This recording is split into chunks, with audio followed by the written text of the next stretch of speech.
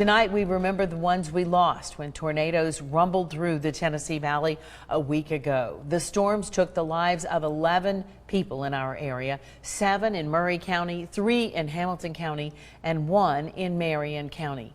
This group includes mothers, fathers, wives, husbands, and children. We continue to remember their lives as the community works to pick up the pieces left behind. The process of rebuilding communities after a tornado is a long process. That's why one Facebook group called Rebuilding Memories Chattanooga Tornado is working to reunite the storm victims with their scattered items. Channel 3's Hunter Hoagland has the story.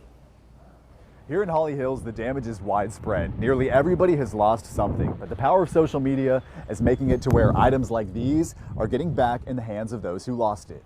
As many were celebrating their religious holiday, devastation touched down in Holly Hills. We anointed this house for Passover, and the Lord indeed did pass over.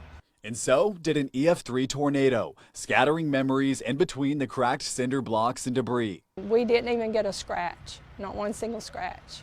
Sherry Shackelford has lived in this home for 43 years. She's one of thousands now searching for belongings scattered by last week's storm.